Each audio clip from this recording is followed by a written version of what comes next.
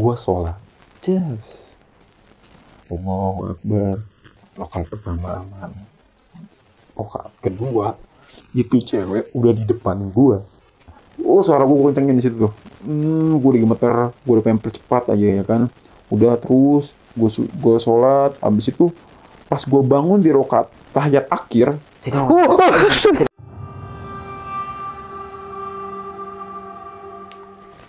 Assalamualaikum teman-teman, balik lagi sama gua Joe. Apa kabar kalian semua? Semoga kalian semua menonton video ini diberikan kesehatan, dilancarkan rezeki, dan selalu dimudahkan urusannya, dan selalu diberikan pelindungan dari wabah yang sedang melanda dunia saat ini. Mungkin kalian bingung nih, kenapa kok sekarang settingnya agak berubah nih, kameranya agak miring. Karena kali ini gue kedatangan tamu yang cukup misterius.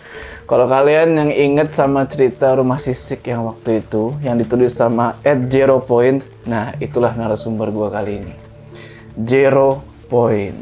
halo semua, apa kabar? Ya, jadi kali ini Zeropoint datang buat ngebagiin pengalaman dia. Pengalaman dia gimana sih pertama kali matanya itu bisa kebuka. Bukan maksudnya kebuka, mata kita emang kebuka ya. Maksudnya bisa melihat mereka. Dan gue udah diceritain sedikit tadi, dan emang lumayan ngeri sih, asli gue nggak bohong. Padahal awalnya gue pikir si Jero ini minta buat dibukain, ternyata enggak. Ternyata justru lebih mencengangkan daripada itu. Udah pada penasaran kan? Tonton video ini terus. Oh ya, bagi kalian yang suka cerita-cerita horor, jangan lupa mampir ke Twitternya Zeropoint. Apa Twitter lo, cuy? @zeropoint. @zeropoint. Pokoknya gue taruh link di deskripsi. Kalian yang suka cerita horor, wajib mampir. Udah ya, nggak usah lama-lama lagi. Udah pada siap? Mode horor aktif.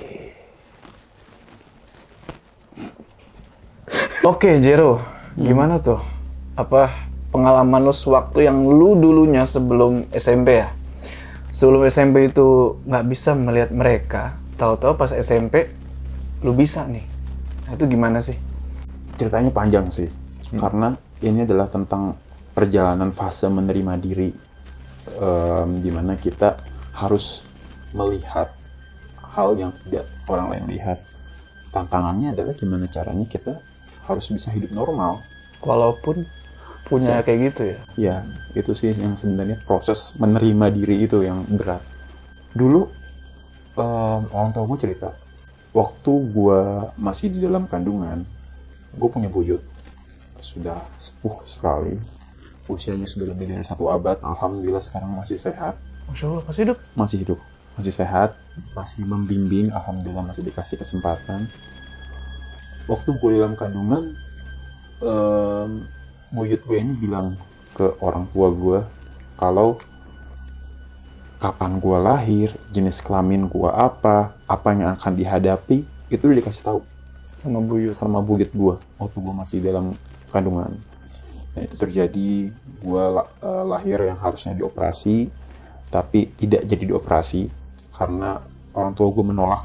Padahal saat itu dokter udah berkali-kali ngasih warning ya, kalau ini harus dioperasi karena kalau enggak mengancam keselamatan anak dan ibu.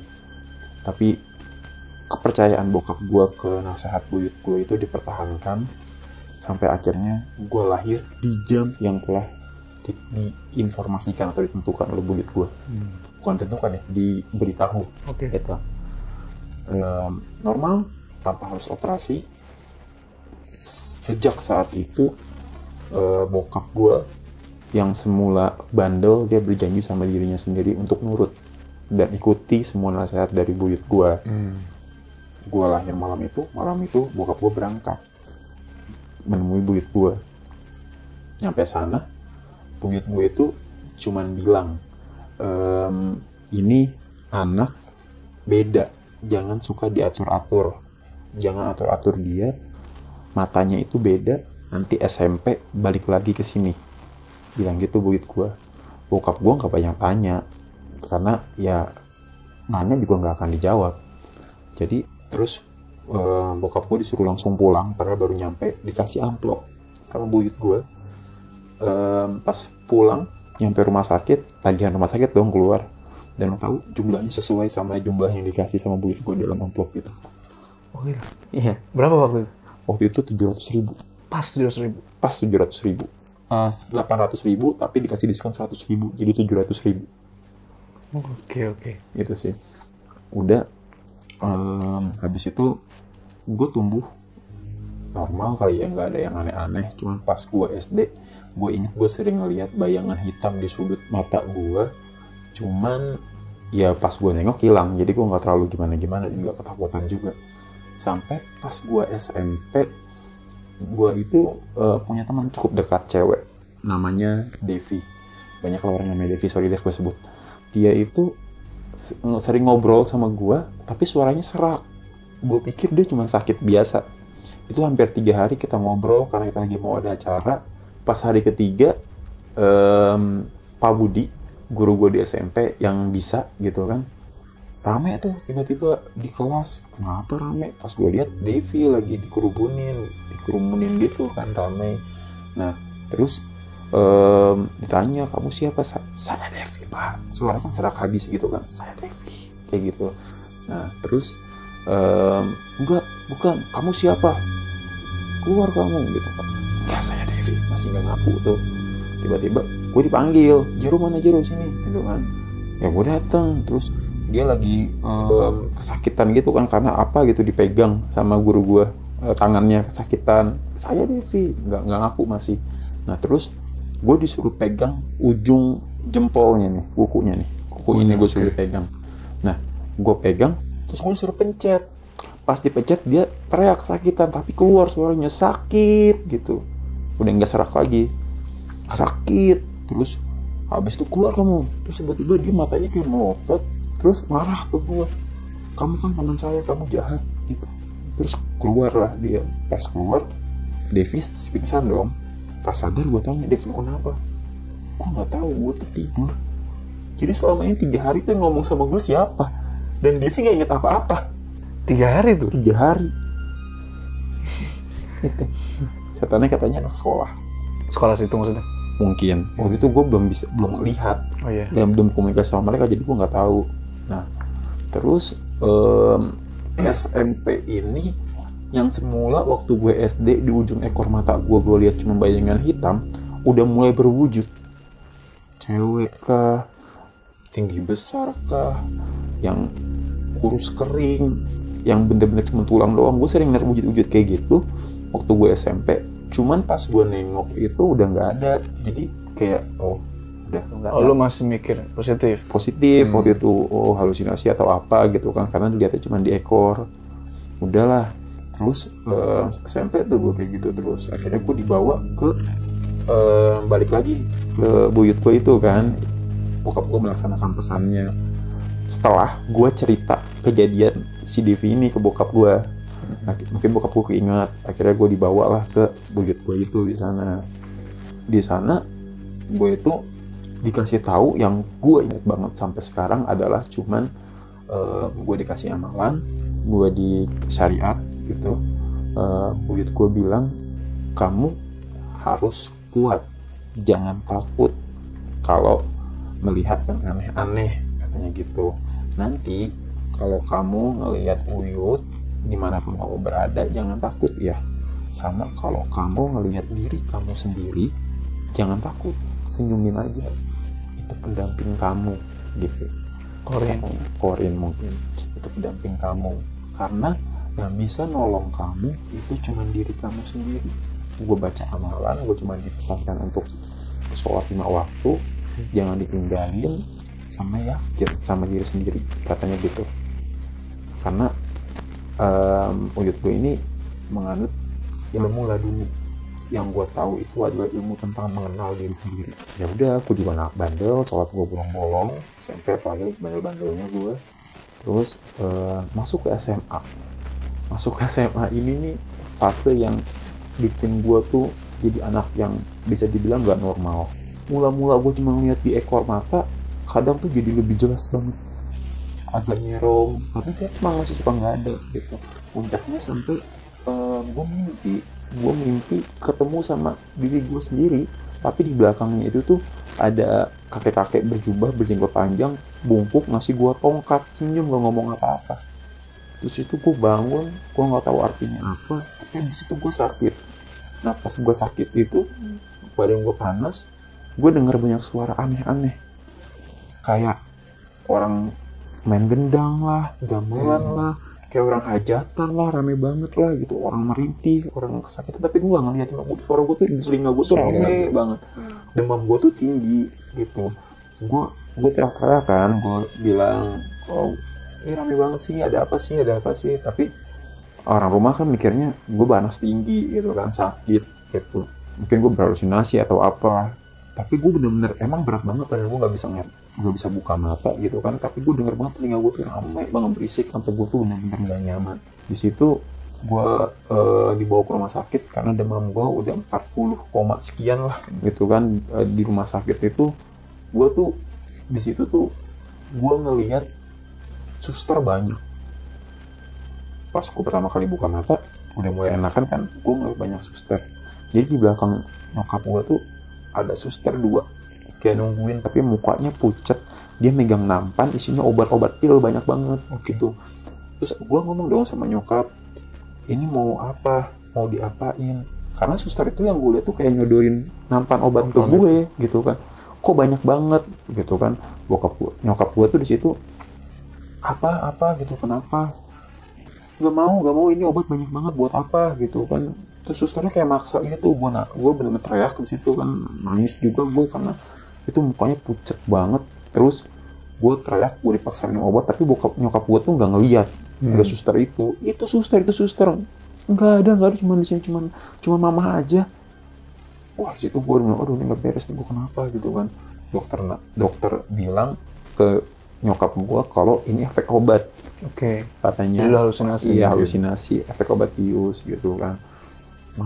Efek obat itu, ya udah di situ gue 2 hari 3 hari gue mulai membaik. Terus gue udah dapat bisa pulang. Tapi pas gue pulang itu gue ngeliat rumah sakit tuh ramai banget, dan di situ udah mulai gak nyaman. Mulanya itu ketika gue bawa motor, gue tuh sama teman gue ngeliat hewan mati, tupai mati. Kucing gede apa sih, musang ya, mati di tengah jalan. Gue berhenti dong, lagi bawa motor. Gue bilang sama teman gue, ini ada kucing mati gitu kan. Terus katanya, mana lo, nggak ada. Tapi gue bener-bener itu kucing mati depan gue. Sampai teman gue bilang nggak ada pun masih ada di depan gue. Itu kucingnya, gitu, nggak hilang. Gitu. Temen lu nggak lihat, lu lihat? Iya. Di situ gue kenapa nih? Terus mulailah gue ngeliat banyak rame di apartemen. Kan gue tinggal di apartemen ya. Dari lift sampai gue masuk keluar lorong. Lobby kan wajar ya kan, ramai, jadi gue nggak terlalu gimana. Tapi gue masuk ke lift itu sesak banget, ramai banget orang. Terus sampai pas gue mau keluar, gue tuh permisi gitu kan. Nah, temen gue ini yang ikut ke rumah gue bilang, lu permisi sama siapa sih? Orang nggak ada siapa-siapa. Wah masa sih? Itu banyak orang kok. Wah di situ gue udah mulai stres lah. Gue masuk ke rumah, terus gue ngelihat yang aneh-aneh di dalam rumah itu, di ruang tamu lah, di toilet lah, yang sosok yang merayap di atas langit-langit. Gue gitu lagi boker, tiba-tiba di atas itu kayak ada yang netes, tes, lu cium tuh bau banget. Pas lu nengok ke atas, itu cewek rambutnya panjang kayak siap nakam lu, dari mulutnya tuh lidahnya keluar lendir, tau gak lu? Di atas nempel? Di atas gua nempel begini nih, gitu. Dari sini keluar lendir yang bau banget. Terus kayak mau jatuh ke gua teriak dong, gitu kan. Aduh di situ gua kenapa gitu. Gua keluar serba salah, gue ngeliat banyak yang aneh-aneh di situ. Terus gue juga bingung, gue mau kemana waktu itu. Gue bilang ke bokap nyokap, mereka ya percaya nggak percaya waktu itu. Akhirnya gue nggak mau sekolah, gue makan juga enggak. Ya gimana mau makan sih? Bukan karena gue nggak selera makan atau gue sosokan gitu nggak mau makan yang gak enak makan. Gue juga lapar. Tapi ketika lu makan, ada orang yang nemenin lu, terus dia nyiprat-nyipratin cairan-cairan yang bau itu ke makanan lu, apa lu selera makan? Jadi lu pas lu makan, sosok itu macem-macem. Ada yang anak kecil, pala botak, tapi kepalanya tuh lendir semua, tau. Terus lendirnya terus ke makanan gue. Kan gue males dong, gitu kan. Terus lagi makan, tiba-tiba dia ada lagi nih makan nih, cewek badannya kecil tapi kepalanya gede, terus kayak gini, bagi dong kepala yang gini gitu. Gue kepala yang gini, bagi dong. Gak selera makan gue. Iyalah. Terus gue di situ gue sakit lagi. Gue mutusin buat minta ke psikolog. Gue yang minta. Terus psikolog juga bilang gue ini halusinasi. Gue sampai gue dicurigai konsumsi obat-obatan gitu juga sih. Gue sampai tes semua segala macam kan. Terus ya enggak gitu. Terus gue kenapa gue dikasih obat penenang, gue harus mulai kontrol diri, gue dibilang jangan banyak pikiran, jangan banyak tekanan. Gue tuh gak ngerasain tekanan apa-apa, justru gue tertekan karena gue melihat begitu aneh nih depan gue gitu. Gue jadi tertekan di situ. Gue stres, gue dibilang depresi. Terus gue dibawa lagi ke uyut gue itu. Nah di uyut gue itu gue dikasih amalan lagi, gue disuruh jalani sholat gitu, ditekankan. Uyut gue itu, yang gue inget uyut gue itu tuh bilang begini, kita tuh hidup berdampingan, banyak makhluk di sekitar kita, mereka juga sama kayak manusia, makhluk Allah, jangan takut, manusia juga ada kok yang jelek, anggap aja mereka semua jelek, kamu cakep gitu. Itu yang gue ingat. Terus perkuat ibadah, karena fondasi diri yang bisa nyamatin kamu tuh cuma diri sendiri. Uyut gue bilang sampai waktu itu. Ya udah, tanpa hasil dong. Kesana cuma dikasih ceramah doang, tanpa hasil. Sepanjang jalan tuh gue udah mulai merem aja, gue udah nggak mau ngeliat-liat aneh-aneh gitu kan. Gue merem, gue minta ke psikolog lagi sampai bokap gue yang memang dari dulu dekat banget suka nyari benda-benda pusaka. Ini jangan ditiru ya teman-teman, karena nggak ada bagusnya, Gak ada faedahnya. nggak ada faedahnya, negatif semua. Dia punya banyak orang-orang pintar, guru-guru spiritual. Akhirnya gue tuh diruqyah dari satu tempat ke tempat lain, dan setiap tempat ruqyah gue tuh nggak ngerasa apa namanya ada sesuatu yang ditarik atau dikeluarkan dari badan gue, tapi justru gue ngelihat mereka yang ruqyah gue berusaha masukin makhluk ke tubuh gue. Di situ gue nolak, gue bener apaan nih, mau masukin apaan nih, apaan enggak kayak gitu. Di situ gue mulai nggak percaya sama praktek ruqyah. Ruqyah itu benar, ada di agama, ruqyah itu benar, surat-suratnya ada. Cuma kan nggak semua ruqyah itu seringnya disalahgunakan. Zaman sekarang banyak apa ya, dukun-dukun tuh berkedok ustad demi dapat pelanggan, yang ujung-ujungnya orang nggak sakit dibilang sakit, malah dibikin kayak bulak-balik lagi gitu loh. Makanya hati-hati. Dari situ gue udah nggak percaya, gue udah nggak mau lagi di ruqyah. Tapi bokap gue meyakinin gue, datang deh, ini teman bapak ini, guru bapak ini, dia udah sering nanganin orang kayak gini gitu kan. Gue masih logik, gue tuh masih berkata mungkin halusinasi, walaupun sebenarnya faktanya itu gue ini halusinasi nggak gini-gini banget gitu kan. Gue masih bisa sadar kok hal-hal, kalau gue gila gue nggak bisa bedain mana yang benar mana yang salah gitu, tapi gue masih bisa sadar gitu. Gue masih sadar apa yang gue lakuin, gue masih bisa ngerasain, gue lapar, gue apa masih bisa ngerasain gitu. Terus ya udah, di situ gue coba iyain, gue dibawa ke satu daerah di Jawa Barat, itu dataran tinggi yang memang kental banget sama praktek perdukunannya. Tapi bilangnya sih dia kiai ya. Apakah kiai benar atau bukan, gua nggak tahu. Gua nggak mau menghakimi itu. Tapi dia panggilnya yai.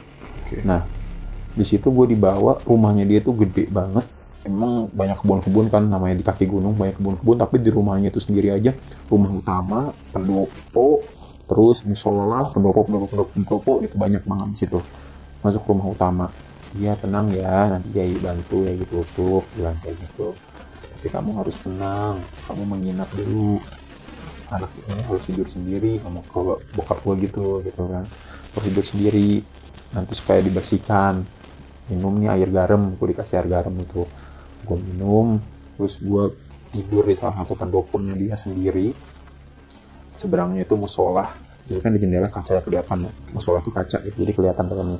Sering kali gue ngeliat itu di musola itu setiap jam-jam sholat itu ada cewek sholat, dia pakai mukena warna merah, dia sholat tapi nggak menghadap kiblat, ngasal, kadang serong kanan, serong kiri, kadang menghadap gue, kamar gue gitu kan. Gue suka merhatiin tuh, suka gue perhatiin kan, dia kenapa sholat menghadap aneh-aneh gitu kan, nggak ngadep kiblat.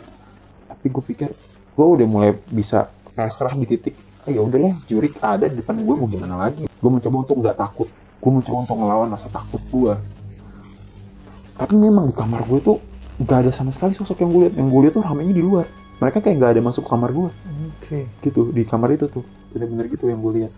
Nah, yang gue inget sih ini sih, yang ini mah biasa ya, orang apa, cewek, anak kecil larian biasa lah. Si sosok pakai mukena merah ini pas dia lagi sholat menghadap ke kamar gue ngeliat dong dari jendela, gue liatin.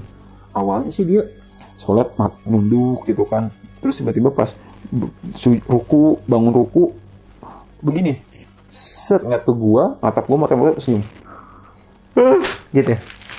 Kaget tuh gue, acir, itu maghrib yuk. Sholat maghrib. Tuh dia begini pak, gini kan, ngadep ke Jero, ke jendela Jero, dia begini, senyum gitu. Gue tutup jendela langsung, terus bayang-bayang tuh di gue. Di situ tuh makin brutal. Dia tuh ngetok-ketok kaca gue, kaca jendela diketok-ketok, disamperin, tapi diketok-ketok gitu. Gue buka, bener-bener mukanya tempelin di kaca yo. Tuh pucet, di sini ini kayak apa ya? Nggak buntung, tapi kebelah kepalanya.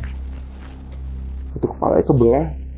Terus mulutnya agak robek gitu kan, agak robek. Terus apa namanya, matanya di sini kayak ada luka bakar separuh sini di pipinya, luka bakar. Itu nempelin mukanya ke kaca gue. Oh itu gue udah nggak baca doa lagi, gue maki-maki. Apain lu gitu di situ tuh. Tapi dia nggak masuk gitu. Dia gangguin gue malam-malam, ngetok pintu gue kenceng banget. Gitu-gitu. Gue buka, dia berdiri di depan pintu, banting, tapi dia nggak masuk. Nggak berani masuk dia. Nggak masuk, gue nggak tahu dia nggak masuk. Nah, terus besoknya gue dimandiin, gue suruh ikut tahlil. Pas gue ikut tahlil, itu sosok nangis di spot sudut itu. Jadi kan tahlil di pendopo nih. Ada satu tiang, dia tuh nyender di tiang, dia nangis. Tahlil nangis. Si mukena itu. Si pakai mukena itu. Dia ngomong apa namanya, tolong saya, tapi terbata gitu. Gue ngeliat dari mulutnya, saya gitu. Terus yuk, dia nangis di situ. Terus gue udah mulai, karena gue sering ngeliat wujud dia, jadi gue udah mulai nggak terlalu kaget tuh sih ngeliatnya. Cuman dia ngapain sih kayak ngikutin gue terus gitu.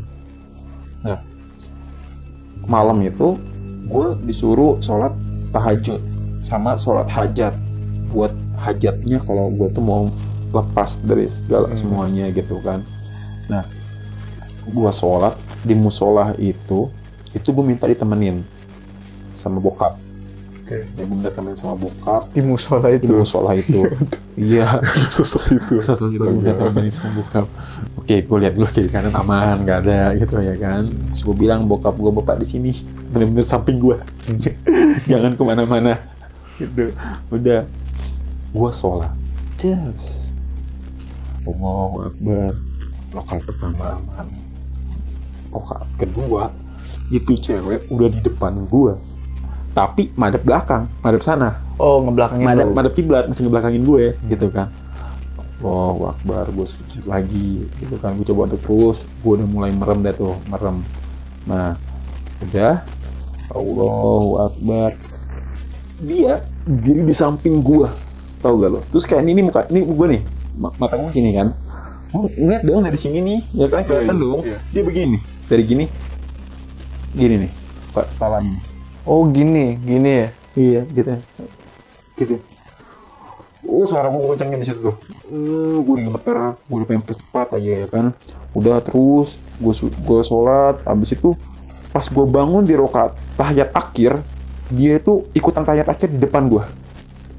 Depan gue tahiyat akhir. Tapi pas gue, masuk lagi kan dia. Masuk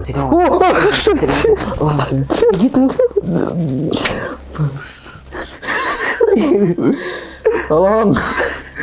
Shit. Gila sih. Itu parah sih, men. Oke.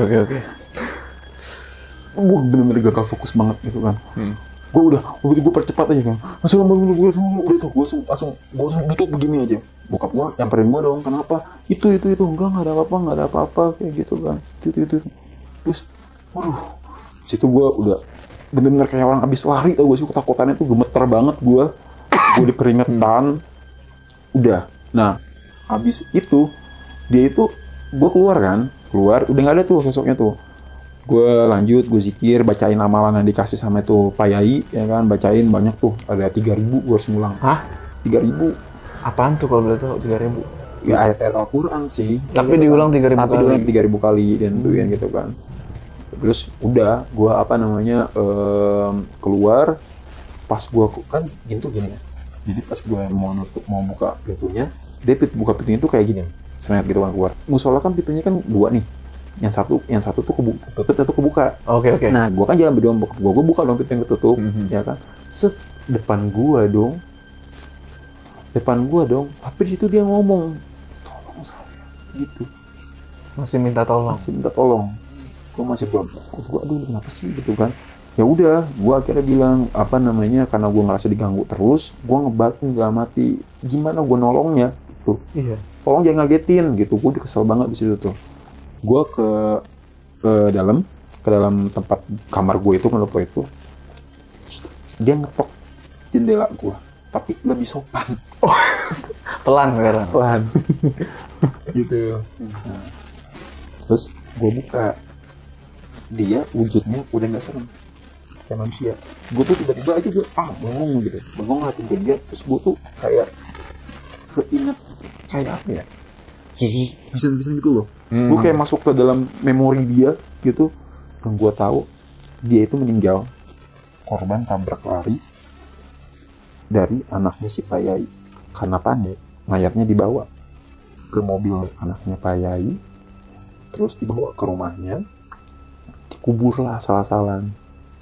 Dikubur itu karena biar nggak terlalu mencurigain, jadi dilipat karena badan itu hancur gitu kan. Jadi dilipat-lipat, beberapa bagiannya dipotong. Gue lihat itu bener-bener digali, ada Pak Yainya di situ, ibu Yainya juga ada, anaknya malam-malam. Dan yang nyuruh ngubur kayak gitu tuh Pak Yai. Oh, dia menghilangkan jejak, menghilangkan bukti, dikubur gitulah pokoknya. Ngasal gitu ya?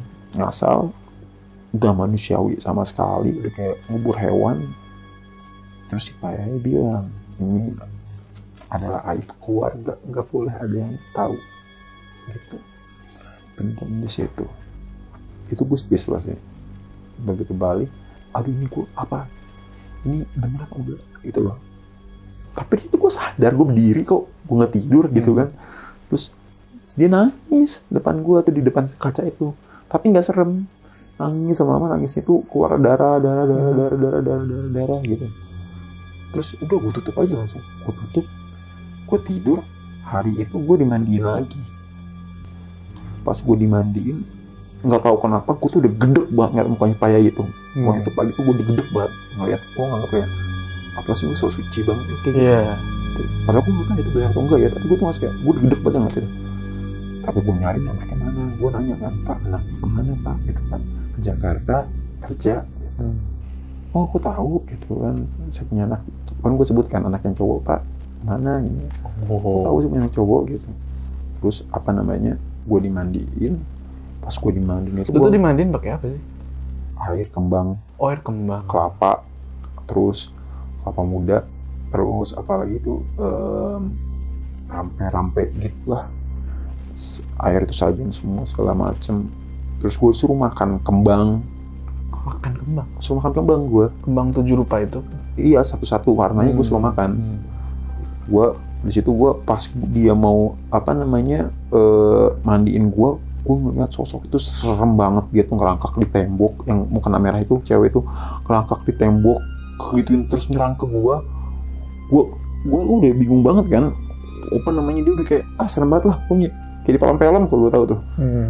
Kayak di film Sebelum Iblis Menjemput kalau lu nonton. Oh iya. Rangkak, palanya muter-muter gitu. Itu kan. Udah sebelah kebelah. Terus gue dimandiin, gue lihat tuh air gue tuh air darah, tau gak sih? Jadi gue teriak dong. Gue teriak kapan?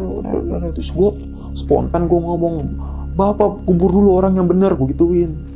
Jangan gak usah so benar, gak usah so cuci gitu. Kubur orang yang benar, jangan kayak binatang, gue bilang kayak gitu kan. Nah di situ pas gue teriak kayak gitu, tuh sosok tuh berhenti nggak gangguin gue, tapi dia ngeliatin gitu.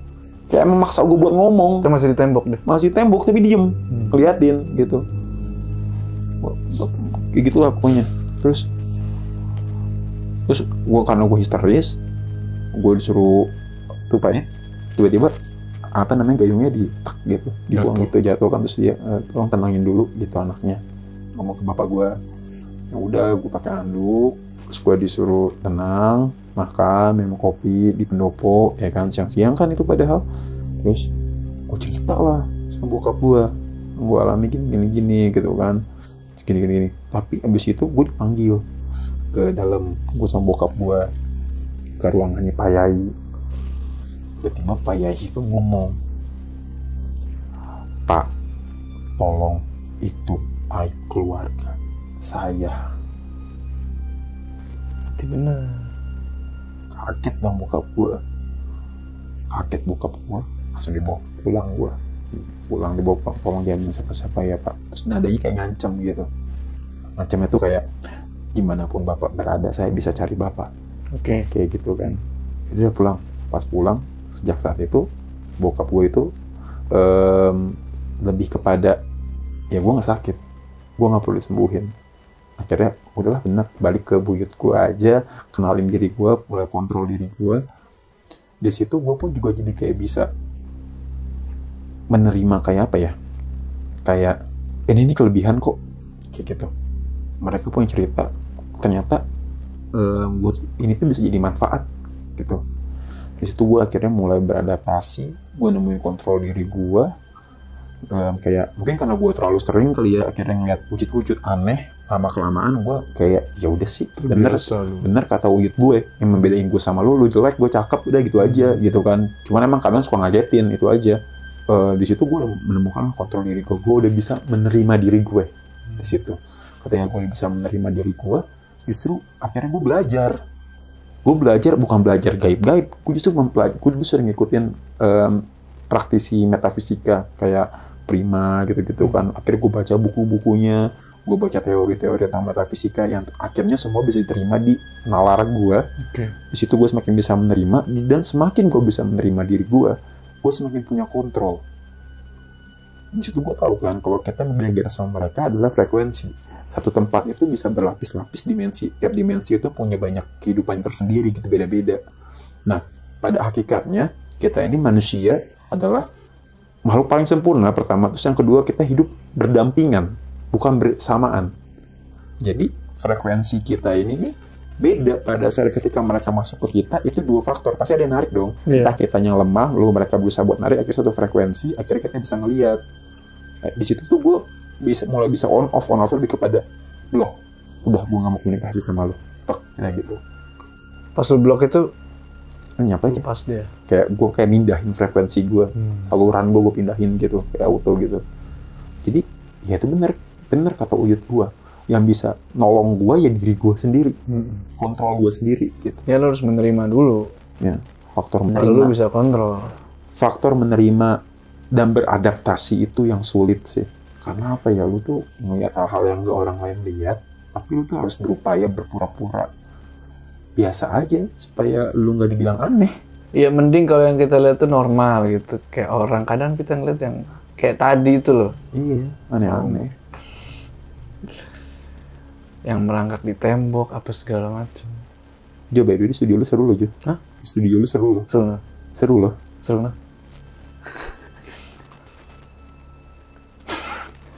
Ada apa? Dari tadi tuh gue ngomongin cewek ya. Ada yang ngerasa terpanggil dan merasa diceritakan gitu. Mau kena? Enggak. Kok yang di sini? Yang di sini? Di rumah ini apa di luar rumah ini? Di studio lu. Gue sering syuting di sini loh. Ya karena lu sering ngomongin mereka, jadi magnet energinya itu ketarik. Sendirian pula. Gitu. Aduh, salah ngundang orang gue nih. Kenapa nggak dia lu jadi narasumber? Apa? Jadi aja jadi narasumber. Gue nggak pernah ngalamin. Mau? Nggak. Gue mau cari pengalaman. Parah. Oke, Jero. Gue minta pesan-pesan lo. Kan banyak dari kita juga ini yang bisa dibilang kayak lu lah gitu. Cuman mereka ini kadang nggak ngerti mesti ngapain tuh. Artinya mereka tuh bisa ngelihat segala sana sini, tapi mereka jadinya parno. Lu kan udah cool banget nih, maksudnya lu bisa ngeliat tapi lu santai banget nih sekarang gitu. Nah, lu gimana tuh pesan-pesan buat mereka-mereka ini? Apa ya? Setiap dari kita ya maksudnya teman-teman di luar sana yang juga diberkati kelebihan, sengaja ataupun tidak sengaja, orang-orang kayak kita, cuma membedakannya kita memiliki indera kepekaan yang lebih dari pada umumnya. Tapi pada dasarnya, kita ini juga manusia hidup kok. Sama, kita ini makhluk paling sempurna, kita hidup di dimensi yang beda dari mereka. Pertama itu sih, tekankan bahwa kita ini makhluk paling sempurna. Jadi yang lain itu nggak ada yang seperfect kita. Iya. Terus apa yang harus lu takutin? Mindset itu dulu. Mindsetnya. Mindset itu dulu. Terus yang kedua, mereka yang lu lihat serem itu, selain nggak lebih sempurna dari lu, mereka juga sama-sama makhluk yang hidup di beda frekuensi, cuman secara nggak sengaja lu bisa lihat mereka. Jadi, ya lu nggak bisa melarang suatu makhluk untuk hidup dan jalan di sekitar lu. Sama aja kayak sesama manusia, macam-macam kan rupanya. Ada yang ganteng, ada yang nggak ganteng-ganteng banget, kayak gitu kan. Jadi, pasti berat. Gue nggak bilang ini gampang berpura-pura normal di saat kita tahu kita nggak normal mata kita ya, maksud gue. Tapi lu itu nggak sakit. Kita ini nggak sakit, jadi nggak usah berobat. Oke. Gitu. Nggak usah berobat, nggak usah ke praktek-praktek untuk menutup mata batin lah katanya apalah. Percaya atau enggak, memang ada yang bisa membantu, tapi presentasinya sedikit lah, 1/1000. Di antara dari mereka cuma manfaatin kita aja. Nanti malah dapat yang kayak itu ya. Dimasukin lah segala macem dan lain-lain gitu. Jadi yang bisa nolong lu tuh cuma kontrol diri lu sendiri seperti kata Uyut gua. Yang pertama lu harus bisa menerima diri lu. Terus yang kedua mulailah beradaptasi dengan mindset kalau mereka nggak lebih sempurna dari kita. Anggap aja mereka jelek, kita ganteng, udah gitu aja, pede aja gitu. Tapi kaget-kaget wajar, dan masa adaptasinya juga pasti sulit banget sih. Susah banget. Tapi jangan pernah berhenti gitu. Lu harus terima diri lu harus terima kelebihan lu, dan mungkin apa ya, Tuhan itu memberi sesuatu bukan tanpa alasan. Mungkin suatu saat kelebihan itu bisa berguna buat orang lain atau buat mereka, makhluk dalam tanda kutip gitu sih. Jadi jangan anggap diri kalian sakit. Gue tahu sulit, tapi terus semangat. Teman-teman yang kesulitan juga, gue tahu nggak mudah, karena gue juga ngerasa gue tuh hampir gila. Gue ngerasa kayak udahlah gitu, kayaknya mati lebih enak, sama aja kayak gitu. Tapi ya itu, kita nggak punya pilihan selain terus menjalani. Teman-teman yang sedang ada di fase itu, kapanpun kalian bisa cerita sama gue sangat welcome. Lu bisa DM Twitter gue di Jero Point, dimanapun lini sosial media gue, dan pasti gue secepat mungkin gue bales. Gitu sih, kita bisa sharing di sana. Kan lu juga itu kan lu tuh nggak minta sebenarnya kan? Yes. Ya lu udah kayak ada takdirnya gitu ya. Beda kalau kayak misalnya kita tuh kayak minta dibuka mata batin atau menjalani apa supaya dapat ilmu, kan lu nggak gitu kan? Jadi ya udah, gimana? Kecuali kalau yang minta-minta itu ya lu jalani lah konsekuensinya gitu kan. Iya. Konsekuensi, karena hukum di dunia ini tuh konsekuensi, sebab akibat. Iya, benar. Gitu sih. Lagian lu ngebuka nyari buat apa sih? Ya itu dia. Kalau di samping ini gue juga pengen biasa. Bener. Gue nggak mau melihat gitu, karena ya lu hidup di dunia bukan di dunia lain. Oke. Jero Point. Thank you udah mampir ke studio gua. Kalian jangan lupa mampir, tadi ada satu yang kelewatan. Jangan lupa mampir ke YouTube-nya dia nih. Dia bakalan rutin upload di YouTube-nya. Mulai minggu depan. Jadi jangan sampai ketinggalan. Subscribe. Link di deskripsi. Oke, di sana gue bikin podcast tapi ada ilustrasi. Yoi. Cerita bergambar. Siap. Sebelum kita berpisah, jangan lupa kalian like video ini, dan bagi yang belum subscribe, ayo subscribe sekarang ke channel ini supaya kalian gak ketinggalan cerita-cerita horor selanjutnya. Gua Joe sama Zero Point, sampai ketemu di cerita selanjutnya.